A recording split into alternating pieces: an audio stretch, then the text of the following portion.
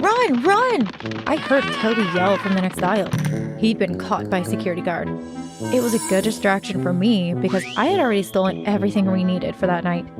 While everyone else was occupied with Toby, I ran outside and all the way to his small house in the projects.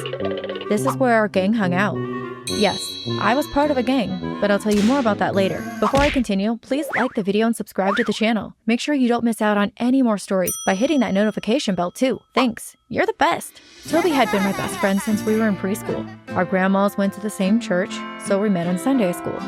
We had a lot in common. For example, we lived alone with our grandmas. When Toby was 12, his grandma passed away, but he didn't want to go into foster care.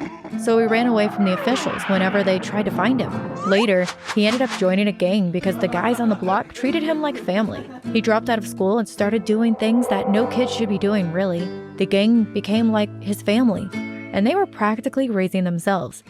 They all liked to hang out at his house because no one was there to see what was going on. There were no nosy adults. Instead of trying to change Toby's mind or helping him to do something different, I ended up being sucked into that same gang too. Over time, we became very skilled at the worst things. We could steal anything without being caught. Our gang leaders were already in their 20s, and they were involved in more horrible things, which they promised to teach us when we were adults.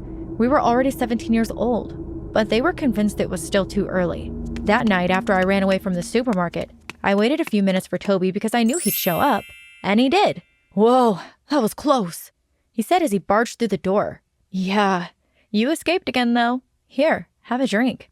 I smiled, handing him a bottle of the grape soda I had stolen. You should probably go home. You have school tomorrow, he said. Yeah, you're right.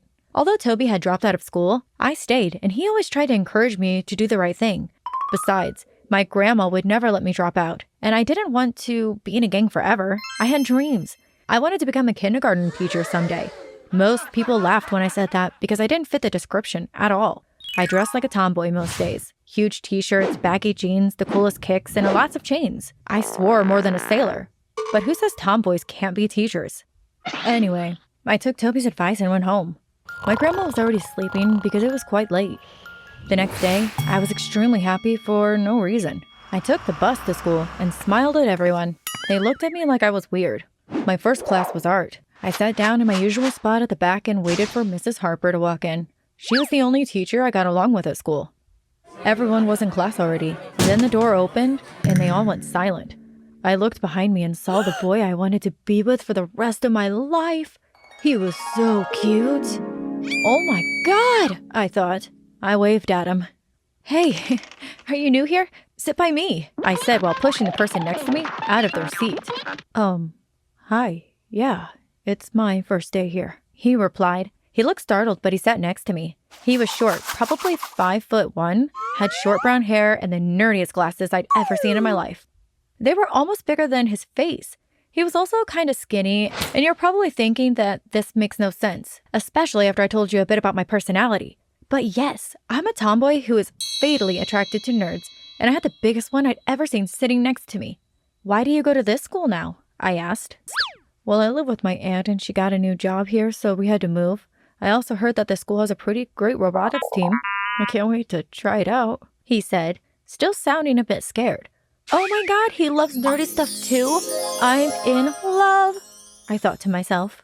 Hey, Patricia found herself a new nerd, said Todd, the class clown. Everyone burst out laughing. Shut up, he is not a nerd. He is awesome, I screamed while staring into his eyes. We had different classes after, but later that day, I found him sitting alone in the cafeteria. I took my tray and sat right next to him. He looked scared again. Look, I'm not a bully or anything. I'm not gonna knock your tray over. Stop acting so scared of me. I'm just trying to help you out on your first day. I laughed. He smiled back and bit a piece of his apple. His teeth were so tiny and cute. I chuckled. Cool. My name is Thomas, by the way, he said. Nice to meet you. I'm Patricia, I replied. The next few weeks went pretty much the same. I followed Thomas around whenever I could. I even joined the robotics club just so I could be around him. We became better friends, and he started to open up to me. But I couldn't tell whether or not he was interested in me romantically. It's time to step up my game. But I don't know what to do, I said to Toby one night while we were at his house. The next day I explained to Thomas that I needed help with my math homework because I didn't understand a thing. Sure, I can meet you in the library after school, he said. I don't like the library, I said. What about your house? He said. My dad will kill you, I replied. Okay, well, my house then. He finally decided. My gosh, did he take forever to take a hint? He waited for me after school and we went to his house, which was in a nice area in the suburbs. His house was quite cute too. His aunt wasn't at home, so we had the place to ourselves. We went to the dining room and he began to help me understand a concept, which I already understood. It was fun pretending I was stupid. This continued for a few days and I realized that I was a really good actor. Now, although I am a tomboy, I always expect the guy to make the first move, and he just wasn't doing that. I was confused. Here I was, at his house, making my desires quite obvious, but he just wasn't taking a hint. Eventually, I couldn't take it anymore. Thomas, I like you, and I think we should go on a date, I said. What? He replied. Don't you get it?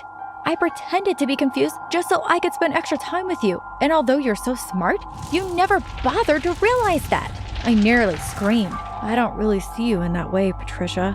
You're not exactly my type, he said timidly while straightening his huge glasses. Well, you're my type and I think you should at least try to like me, I replied. You're making me uncomfortable. Could you please leave? He said. I couldn't believe it. I threw my books into my backpack, got up, walked out the door, and slammed it very loudly. I cried all the way home and I'm sure I looked pretty ridiculous. When I got home, I went straight to my room. I was so angry. After all I had done for that idiot, I will find a way to make him fall for me, I thought. I called Toby. Hey, Thomas really made me sad tonight. I want to get back at him. Will you and the guys help me do something? We can make a lot of money, more than robbing a store. We can kidnap him and ask for a ransom. Anything for you, he said. I explained my plan and he said he'd talk to the guys and get back to me in a while. After a few minutes, he called me back. We're on. They agreed. He said, great, we'll do it tomorrow. He leaves school around 4 after the robotics club. There's a little alley he walks through that is sort of deserted. We can get him there, I said. The next day I didn't go to school. I spent my day rehearsing my plan. We were going to kidnap Thomas and lock him in a room in Toby's house. Nobody would find out, and my whole crew was upset because they thought he broke my heart. Around 3, I called the guys and they told me it would be better if they handled the kidnapping part alone. They asked me to wait for them at Toby's house, so I did that. I arranged the room where we'd put Thomas. I made sure that the window was locked and that there were a few snacks in the room. I went out to buy a few bottles of water, too. I sat in the room and waited. When it was 4 o'clock, I walked around nervously. At 4:30, no one had come back yet. Did something go wrong? Oh no, I thought. Just then, I heard a loud bang and lots of movement. The door opened and they shoved Thomas inside. What are you doing in here? Toby asked. Nothing, I said. I got up and walked outside. Thomas made eye contact with me, but he was gagged, so he couldn't say anything. You guys are late. What happened? I asked. Well, he was late. And when we finally saw him walking down the alley, he was holding a girl's hand. She looked just like him, short and nerdy too. She had 2 pigtails like a silly child. Gosh, nerds are weird, Toby said. He was walking with a girl? I gasped. He was hiding a whole girlfriend from me. I was angry. You seem jealous, Toby said. Well, of course I am. I'm in love with the guy. I started crying. Patricia? Toby said.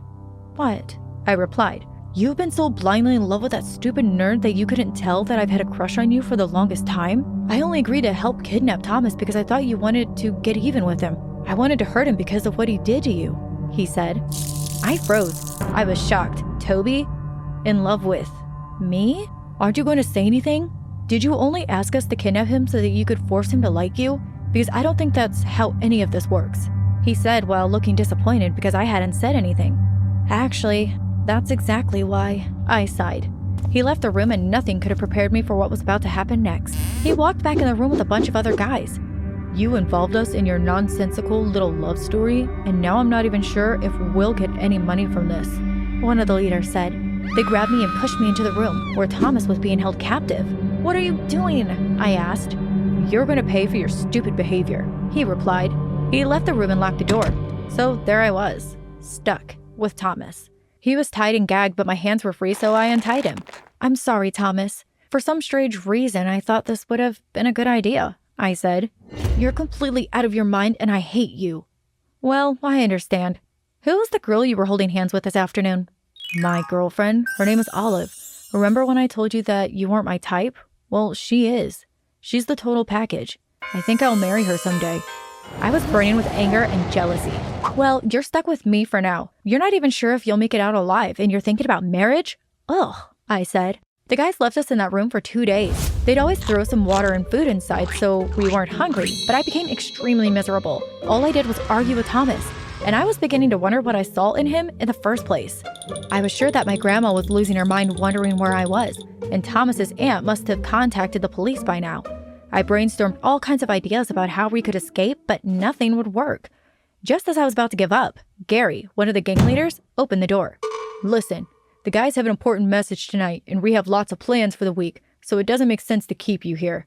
I'm gonna let you go, but if you tell anyone who we are or what we did to you, I'm gonna hurt you and your families. So make up some story and make it believable. That's a warning, and I'm very serious. Now get lost, he said. We were free! I walked out of that house very quickly and never looked back. I had my crush kidnapped, and it really backfired. I think I ruined my life because I lost the boy I loved, my best friend, and my gang family.